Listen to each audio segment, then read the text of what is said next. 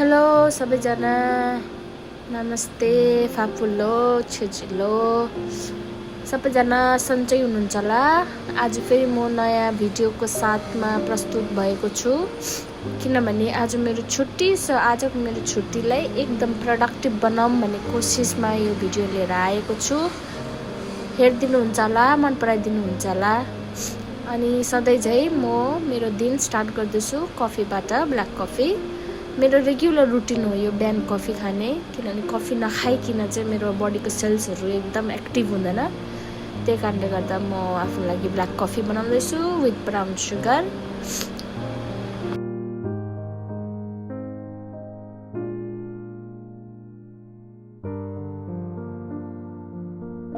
अबुधाबीको beautiful scenario जो मेरो खिड्कीबाट देखिन्छ, त्यो भ्यू इन्जोय गर्दै म कफी पनि इन्जोय गर्दैछु। अब माछाहरूलाई चारो हालिदिए, चारो हालेर खेल्नु छोडिदिएको छु। एकछिनबाट फिल्टर अन गरेर सफा गर्नुपर्छ, किनभने यिनीहरूले एक्वेरियम मैला बनाउँछ। आजको दिन चाहिँ मेरो सुरु गर्दैछु म सबसे भन्दा पहिला काम यो छेसम सफा गर्नेबाट। छेसमको चामल निकै पुरानो भएको थियो, त्यही कारणले गर्दा फ्याल्नु मलाई मन पर्दैन, किनभने कस्तो लाग्छ कि भगन्डा चढाएको डस्टबिनमा हाल्नु।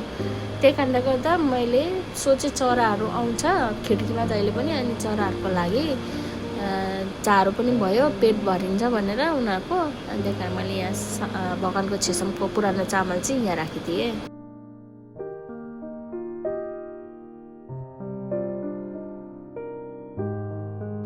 यो अब भाँडा सफा गरेर नयाँ चामल हालेँ।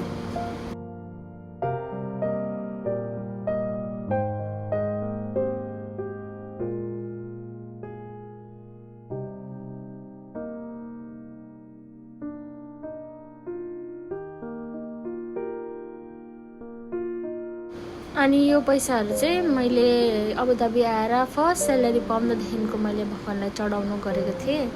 अनि कोही बेला बिचमा यस्तो सिचुएसन पनि आएको थियो, यस्तो दुःख, त्यति बेला पनि मैले यो पैसाहरू चाहिँ चलाएन। अनि अब यो पुसपास गर्दैछु म।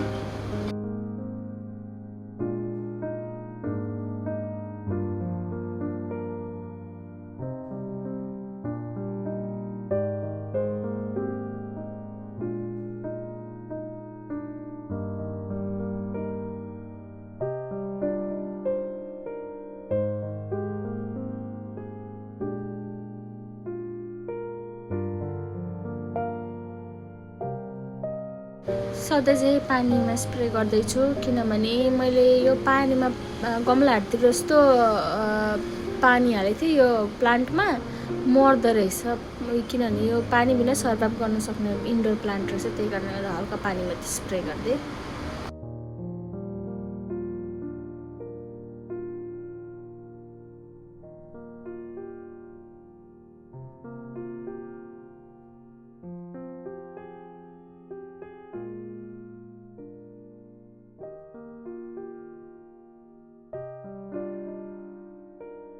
म चाहिँ अब अघि सफा गरिसकेको भगवानहरूलाई उनीहरूको जग्गामा राख्दैछु। त्यही गर्दा त कस्तो यो सकिसक्दा त कस्तो आनन्द मनाउँछ कि। अनि मिलाएर राख्दछु। पहिला बुद्ध भगवानलाई राखेँ, त्यहाँदेखिको अरू भगवानहरू पनि म राख्छु। फुल अब अरिजिनल फुल चाहिँ यहाँनिरको अनुसार, त्यही कारणले गर्दा यो आर्टिफिसियल फुल चढाएँ। र अब म सजाउँदै जान्छु, हेर्दै गर्नुहोस् तपाईँहरूले।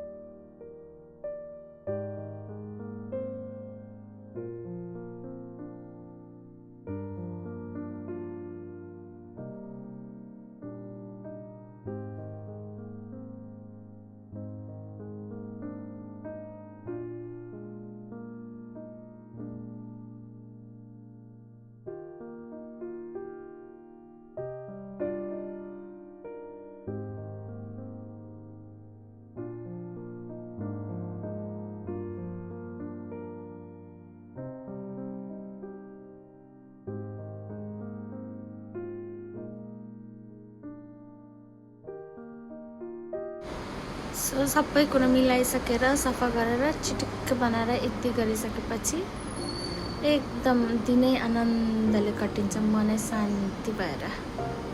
मेरो माछाहरूलाई पनि अब फिल्टर अन गरेर राखिदिएको छु, खेल्दैछ उनीहरू।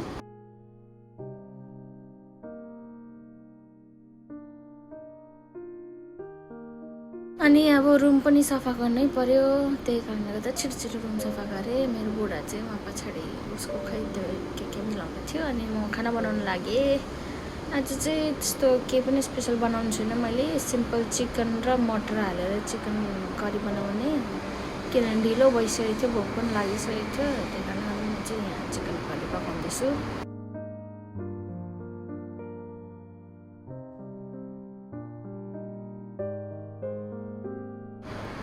तेल तातेर चिकन हालिसकेपछि यसलाई मजाले फ्राई हुन दिनुपर्छ, ड्राई भएर पानी सुक्नेसम्म।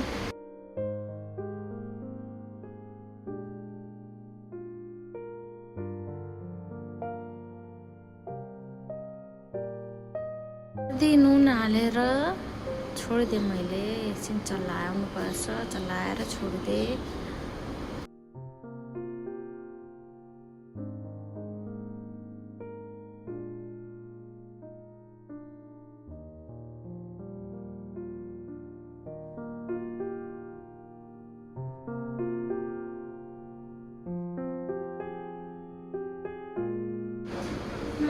मजाले चलाउनुपर्छ यसलाई, चारैतिर नुन हाल्दै फैलिन्जेलसम्म। अनि त्यहाँबाट चिकन फ्राई भइन्जेलसम्म म चाहिँ उसको प्याज टमाटरहरू रेडी गर्छु, अदुवा लसुन प्याज टमाटर काटकुट गर्छु। त्यो पिन्जेलसम्म चिकन पनि फ्राई हुँदै गर्छ। म चाहिँ यहाँ आँखा पोलेर अनुहार कुचाउँदै प्याज काटिरहेको छु डाङ्की डाङ।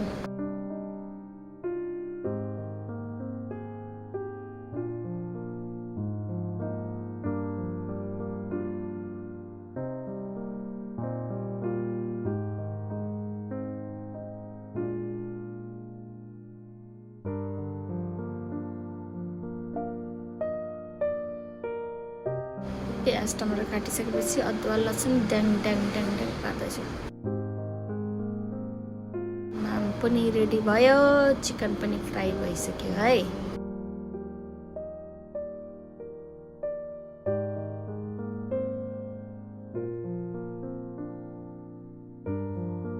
यसमा चाहिँ मैले अघि कुच्चाको लसुन अदुवा हालेँ, अनि हरियो मटर हालेँ। मलाई एकदम मिठो लाग्छ कि कम्बिनेसन, यो चिकन र ग्रिन पिसको कम्बिनेसन एकदम। त्यहाँदेखिको प्याज टमाटर खोर्सानी अघि काटेको हालेँ। यसरी म त यसरी पकाइन्छु, लट्याङ पट्याङ पारेर, मेहनत गरिबस्नु पर्दैन। यसरी पकाएको फेरि मिठो पनि हुन्छ।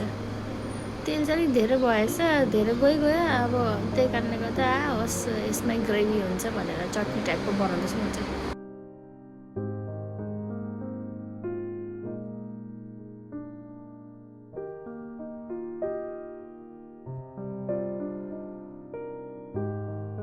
सो पाकिसक्दा चाहिँ मेरो चिकनको लुक चाहिँ यस्तो भयो है, हेर्दै खाउँ खमरेछ।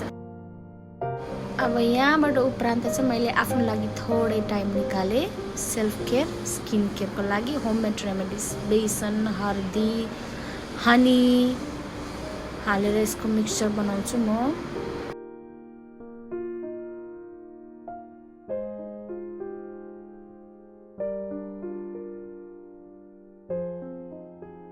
म चाहिँ एकदम स्ट्रगल गरिरहेको थिएँ क्या भिडियो बनाउनलाई, किनभने पक्रिने कोही छैन क्यामेरा, आफै एउटा हातले पक्रेँ, एउटा हातले भिडियो रेकर्ड गर्यो। अनि हनी हाल्दैछु म, हनी हाल्छु। त्यहाँदेखिको हनी हालिसकेर एलोभेरा जेल, नेचुरल भएको भए राम्रो हुन्थ्यो, तर मेरोमा छैन। त्यही कारणले गर्दा म यो पतञ्जलीको एलोभेरा जेल युज गर्दैछु।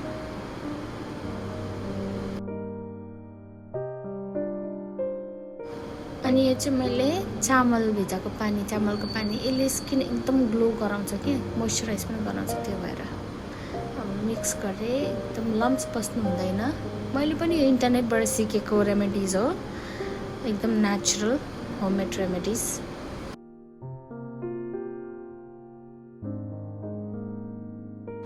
अनि मिक्सचर एकदम यसरी घोलेर घोलेर घोलेर मिक्सचर यस्तो बनाउनुपर्छ।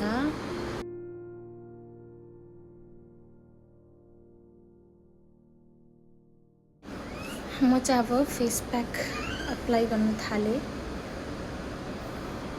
अप्लाई गर्दा चाहिँ एकदम टेक्स्चर पातलो भएछ। त्यति बेला बनाउँदा चाहिँ याद भएन, तर पनि केही छैन, फर्स्ट टाइम बनाएको। अब नेक्स्ट टाइम चाहिँ पर्फेक्ट बनाउँला। अनि म अप्लाई गरेँ फेस प्याक टङ लगाएर।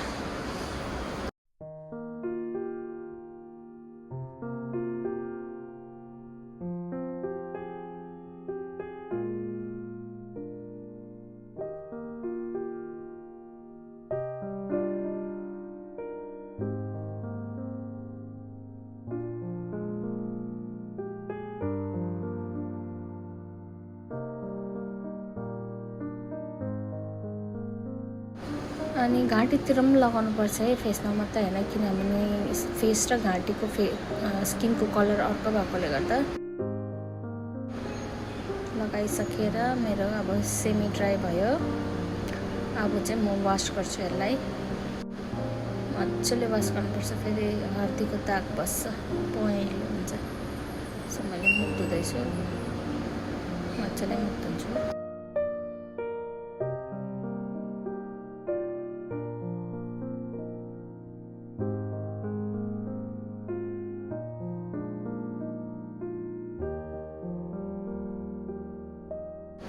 मैले फेस ट्याप गरिसकेँ टावलले। यतिको भयो। अब चाहिँ म यो एकदम फ्रोजन कुकुम्बरले चाहिँ मसाज गरिरहेको छु। यसले पनि स्किनलाई एकदम टाइट बनाउँछ अनि छिटो रिङ्कल्सहरू आउँदैन।